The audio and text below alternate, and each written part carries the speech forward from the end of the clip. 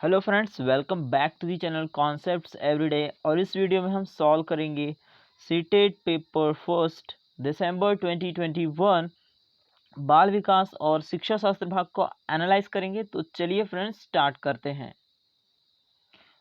सबसे पहला प्रश्न देखते हैं, निम्नलिखित में से कौन सा स्थूल कौशल के उपयोग का एक उदाहरण है? एक पैर पर संतुलन करना, एक मटर को उंगलियों से दबाना, किताब के पन्ने पलटना या पेंसिल पकड़ना।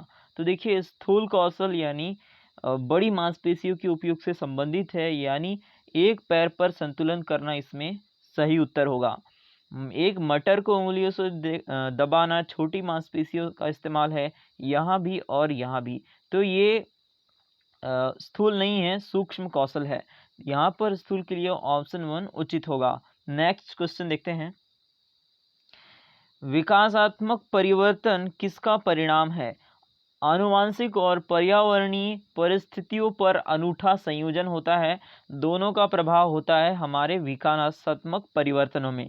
तो ऑप्शन 1 सही है। किसी व्यक्ति का केवल आनुवांशिक ढांचा नहीं होता है, केवल सामाजिक भी नहीं होता है, दोनों होता है, आनुवांशिक और सामाजिक। ना तो वंशानुगत ना ही पर्यावरण, ये तो बिल्कुल गलत ही है, दोनों होते हैं, ऑप्शन 1 में है। तो ऑप्शन 1 करेक्ट हो जाएगा। नेक्स्ट क्वेश्चन देखते हैं, 2 वर्ष से 6 वर्ष की अवधि को क्या कहा जाता है? शैशवावस्था, प्रारंभिक बचपन, मध्य बचपन या किशोरावस्था। तो 2 से 6 वर्ष की अवधि को हम प्रारंभिक बचपन कहते हैं। 0 से 2 साल तक को हम बोलते हैं शैशवावस्था। 2 से 6 प्रारंभिक बचपन हो जाता है। 6 से 8 मध्य बचपन, 8 से 11 ये होता है उत्तर बचपन, और किशोरावस्था 11 से 18 हो जाती है। नेक्स्ट क्वेश्चन देखते हैं,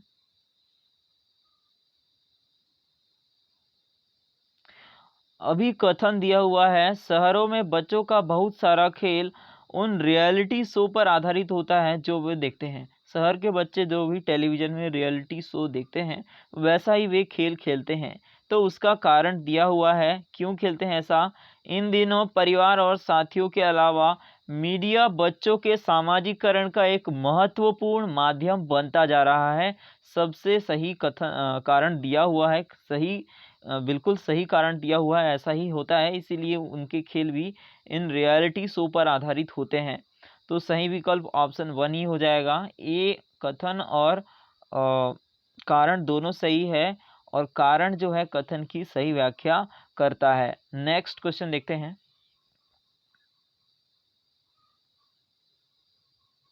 पियाजे द्वारा अधिगम को सुगम बनाने के लिए निम्नलिखित में से कौन से कारक महत्वपूर्ण माने जाते हैं? शिक्षक की गतिशीलता पियाजे कहते हैं कि यह महत्वपूर्ण होती है बच्चे को सिखाने में। विविध सामग्रियों का प्रयोग का प्रावधान भी मदद करता है अधिगम को सुगम बनाने में।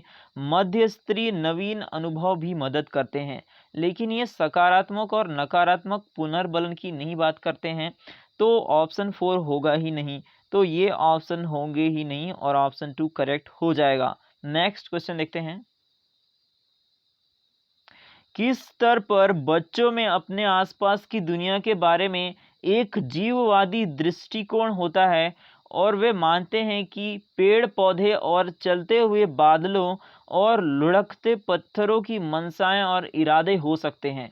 तो ये जीववाद का जो है गुण, उसकी विशेषताएं दी हुई हैं, और ये जीववाद का गुण होता है पूर्व संक्रियात्मक अवस्था में। संवेदी पेशी अवस्था में तो बच्चे के संवेदी अंगों से ही अपना कार्य कर लेता है। पूर्व संक्रियात्मक अवस्था में इस प्रकार जीववाद का गुण होता है। मूर्त संक्रियात्मक अवस्था में ये गुण हट जाता है, बच्चा तर्क से सोचने लगता है। अमूर्त में तो अमूर्त चिंतन की प्रधानता होती है। तो ऑप्शन 2 यहाँ पर सबसे उचित है। नेक्स्ट क्वेश्चन देखते हैं, किसके सिद्धांत में भाषा बच्चों के संज्ञानात्मक विकास में महत्वपूर्ण भूमिका निभाती है? तो देखिए, भाषा के विकास का एक लेव वाइगॉत्स्की का सामाजिक सांस्कृतिक सिद्धांत है। तो ये कहते हैं कि भाषा संज्ञानात्मक विकास में एक महत्वपूर्ण भूमिका निभाती है। जीन पियाजे कहते हैं कि जो भाषा है संज्ञानात्मक विकास भाषा को प्रभावित करता है, लेकिन भाषा ये बोलते हैं जीन पियाजे कि पहले संज्ञानात्मक विकास आता है उसके बाद भाषा, लेकिन लेव वाइगोत्स्की यहाँ बोलते हैं कि भाषा संज्ञानात्मक विकास में महत्वपूर्ण भूमिका निभाती है। लेव वाइगोत्स्की भाषा पर जोर देते हैं, उसके बाद संज्ञानात्मक विकास पर जाते हैं, लेकिन पियाजे इसका उल्टा करते हैं। तो यहाँ पर उचित उत्तर है ऑप्शन 1। नेक्स्ट क्वेश्चन देखते हैं। वाइगोत्स्की के अनुसार बच्चे किस प्रकार सीखते हैं? प्रतियोगिताओं द्वारा, साथियों के साथ बातचीत करके, या पुरस्कार के लिए प्रयास, या उद्दीपन प्रतिक्रिया अनुबंधन करके। तो देखिए, वाइगोत्स्की के सीखने का सामाजिक सांस्कृतिक का सिद्धांत है, और इस सिद्धांत के अनुसार बच्चे अपने साथियों के साथ बातचीत करके, अंतःक्रिया करके सीखते हैं। नेक्स्ट क्वेश्चन देखते हैं।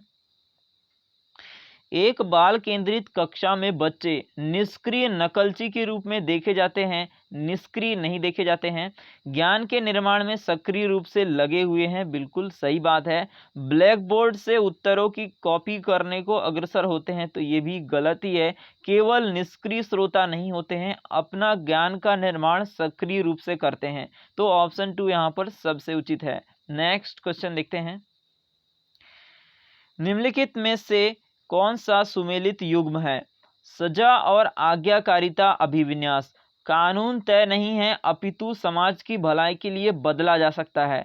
तो सजा और आज्ञा की बात होनी चाहिए था, यहाँ तो कानून की बात हो रही है, तो यह सुमेलित नहीं है। हमें बताना है कि कौन सा सुमेलित युग्म है। अच्छा लड़का अच्छी लड़की अभिविन्यास। दूसरों के साथ भला बनकर अनुमोदन अर्जित करता है, बिल्कुल सही है। यदि आप प्रशंसा करते हैं तो वो उस प्रकार का अनुमोदन चाहता है बच्चा, और आपके कार्य कर देता है। तो अच्छा लड़का अच्छी लड़की अभिविन्यास में ऐसा ही होता है कि दूसरों का भला कर अनुमोदन अर्जित करता है। कानून और व्यवस्था अभिविन्यास, तो ये सुमेलित है। कानून और व्यवस्था अभिन्यास मानव अधिकारों के मूल्य के आधार पर नैतिक सिद्धांतों को स्वयं चुनता है। ये तो आता है सबसे लास्ट स्टेज में आता है इस जो कोलबर्ग है उनकी नैतिक विकास के सिद्धांत की। कानून और व्यवस्था में ये आता है कि कानून तय नहीं है, भलाई के लिए बदला जा सकता है। और सामाजिक अनुबंधन अभिविन्यास है, यानी ये भी सुमेलित नहीं है। किसी क्रिया के भौतिक परिणाम यह निर्धारित करते हैं कि यह अच्छा है या बुरा है, तो यह आ जाएगा सजा और आज्ञाकारिता अभिविन्यास के लिए। तो यह भी सुमेलित नहीं है, क्योंकि यहाँ सजा और परिणाम की बात हो रही है, मतलब सजा और आज्ञाकारिता है। तो यह ऑप्शन भी उचित नहीं है। तो इस प्रकार फ्रेंड्स, इस प्रश्न का सबसे उचित उत्तर हुआ ऑप्शन 2। नेक्स्ट क्वेश्चन देखते हैं।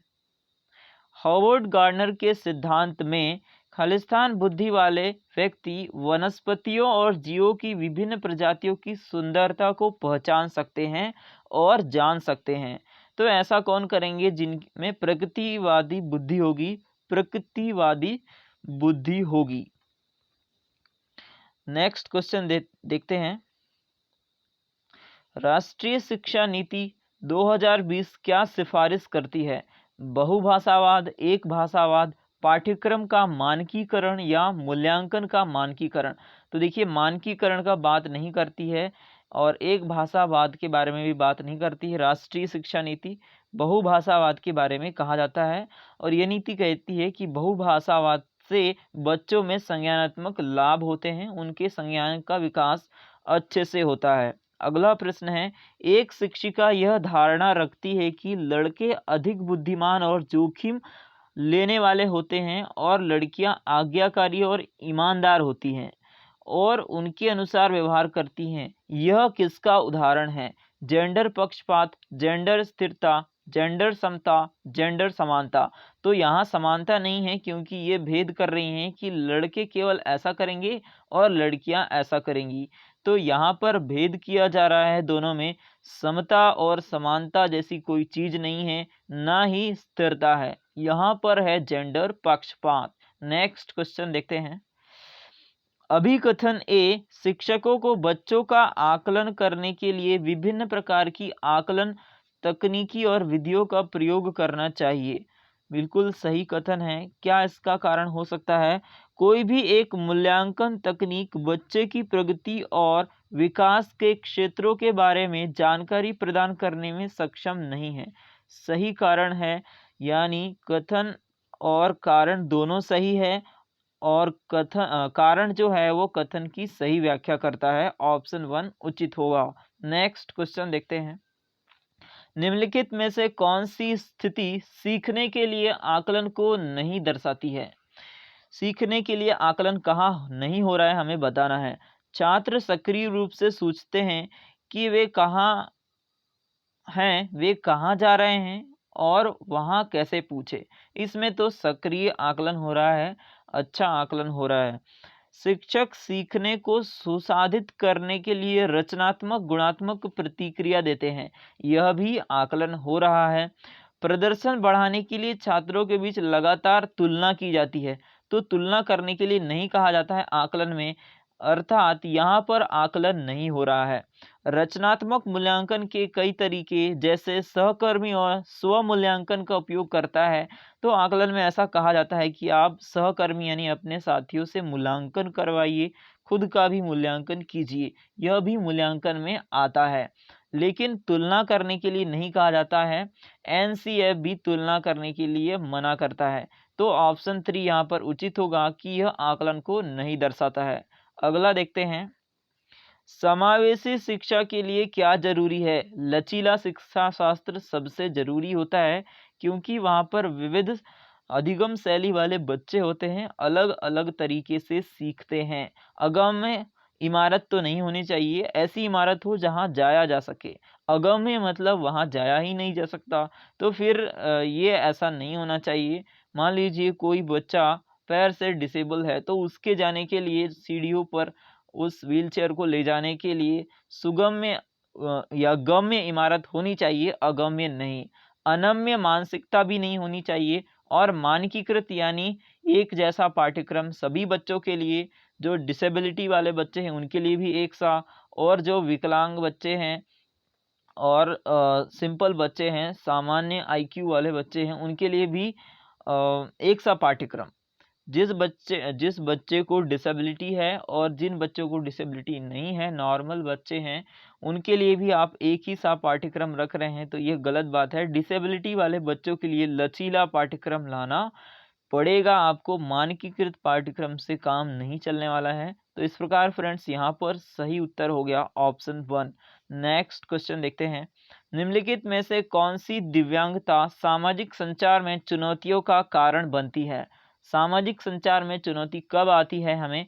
पठन वैकल्य में ऐसा नहीं होता है कि सामाजिक चुनौती हो, ना ही गुणज वैकल्य में होता है, और ना ही गतिमान दिव्यांगता में होती है।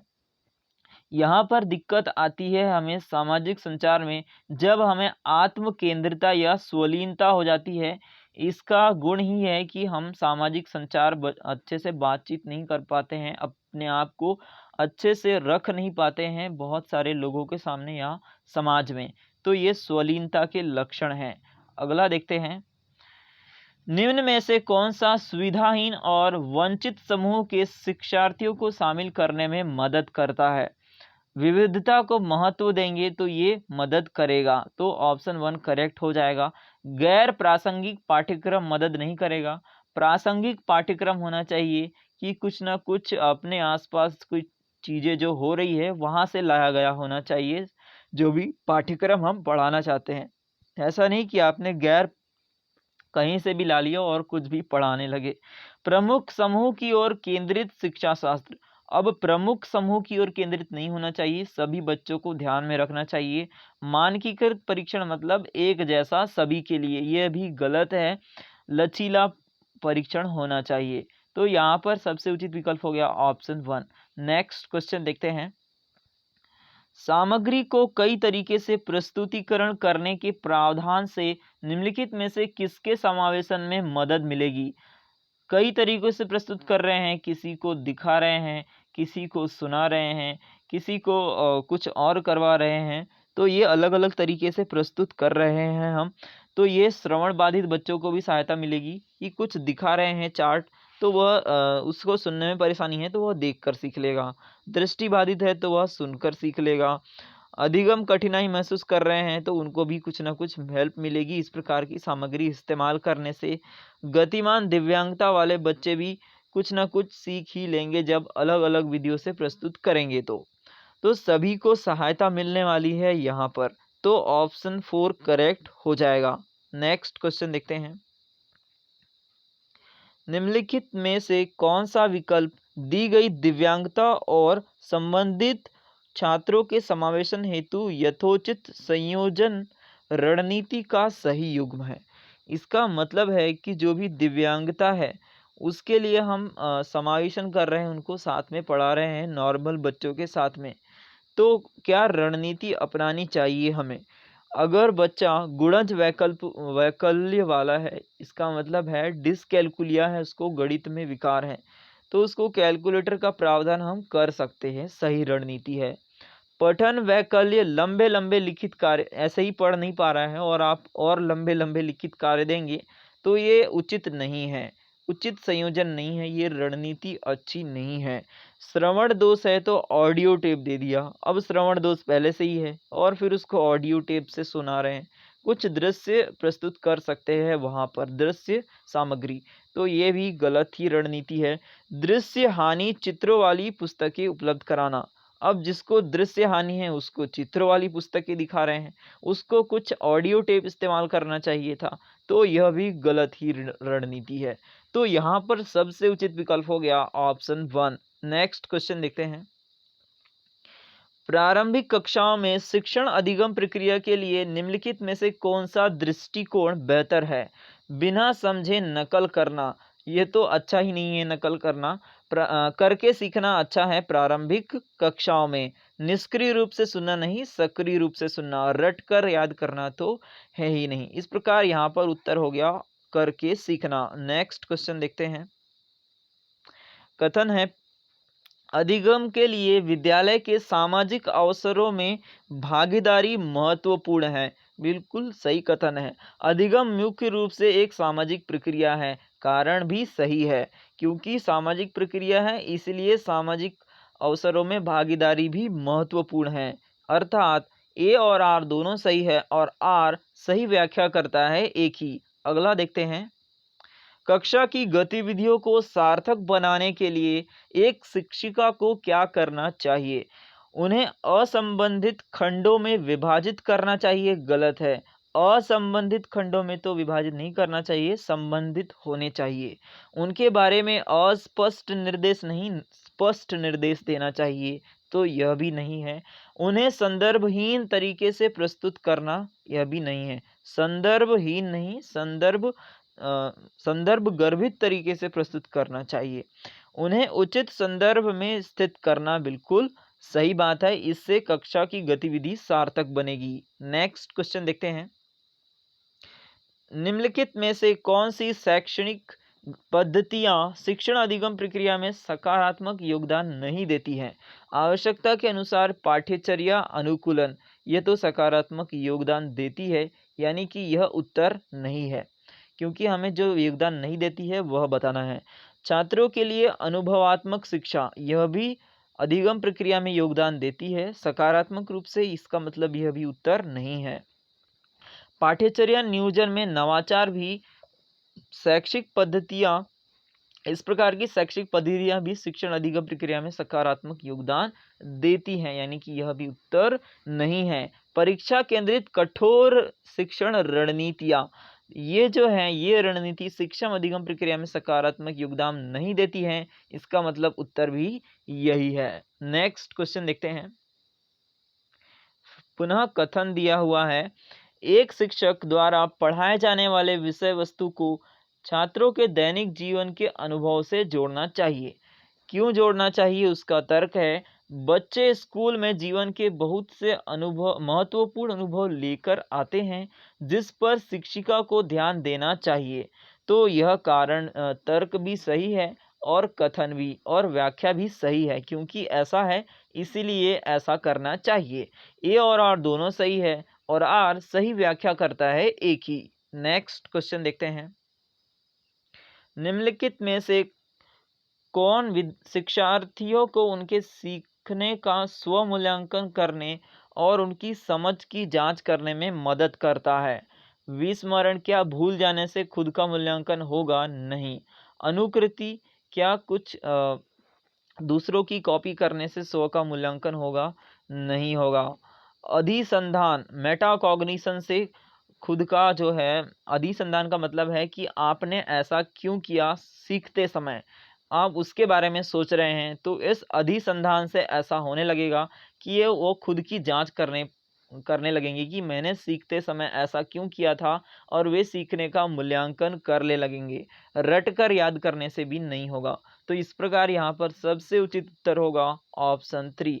अधिसंधान को हम अ, सीखने के लिए सीखना भी कहते हैं, और ये स्व-मूल्यांकन में आता है। नेक्स्ट क्वेश्चन देखते हैं। बच्चों में भ्रांतियां होना खालिस्तान है, असामान्य, अप्रारूपिक, प्राकृतिक, दुर्लभ। तो ये भ्रांतियां होना प्राकृतिक है। उत्तर हो जाएगा ऑप्शन 3। नेक्स्ट क्वेश्चन देखते हैं। एक विद्यार्थी जो अधिगम असहायता महसूस कर रहा है, वह सीखने में बेहद उत्साह दिखाएगा? नहीं दिखाएगा, क्योंकि पहले ही उसको अधिगम में सहायता नहीं मिल रही है। महारत उन्मुख लक्ष्यों पर भी ध्यान नहीं देगा, प्रदर्शन उन्मुख लक्ष्यों पर भी ध्यान नहीं देगा, शैक्षिक गतिविधियों में अलगाव रखेगा कि ये क्या सिखाया जा रहा है, मुझे तो समझ ही नहीं आ रहा है, क्योंकि उसको क्या है, अधिगम असहायता है, मतलब समझ ही नहीं आ रहा है कि क्या करना है। निम्नलिखित में से कौन सा आंतरिक प्रेरणा का उदाहरण है? रुचि के कारण एक नई भाषा सीखना, नकद इनाम जीतने के लिए चित्रकारी करना, पुरस्कार जीतने के लिए किसी खेल में भाग लेना, माता पिता की प्रशंसा पाने के लिए पढ़ाई करना। यह बाह्य प्रेरणा है। पुरस्कार जीतना भी बाह्य प्रेरणा है, नगद इनाम भी बाह्य प्रेरणा है। लेकिन अपनी रुचि के कारण नई भाषा सीखना यह आंतरिक प्रेरणा का उदाहरण है, और उत्तर भी यही है। नेक्स्ट क्वेश्चन देखते हैं। लास्ट क्वेश्चन है इस सेक्शन का। अधिगम को प्रभावित करने वाला निम्नलिखित में से कौन सा कारक पर्यावरणीय है? पर्यावरणीय कारक हमें बताना है। रवैया है, प्रेरणा है, व्यक्तिगत लक्षण है, या विद्यालय है? तो रवैया खुद का है, होता है, तो यह खुद से रिलेटेड है, तो पर्यावरण कारक नहीं है। प्रेरणा भी खुद से रिलेटेड है, पर्यावरणीय कारक नहीं है। व्यक्तिगत लक्षण भी खुद से है, तो पर्यावरण कारक नहीं है। विद्यालय ही पर्यावरण कारक हो जाएगा। तो इसका उत्तर ऑप्शन 4 है। इस प्रकार फ्रेंड्स, हमने इस पेपर के सीडीपी सेक्शन को सॉल्व कर लिया है। आई होप यह सॉल्यूशन आपको पसंद आया होगा। फिलहाल इस वीडियो में इतना ही। Thank you.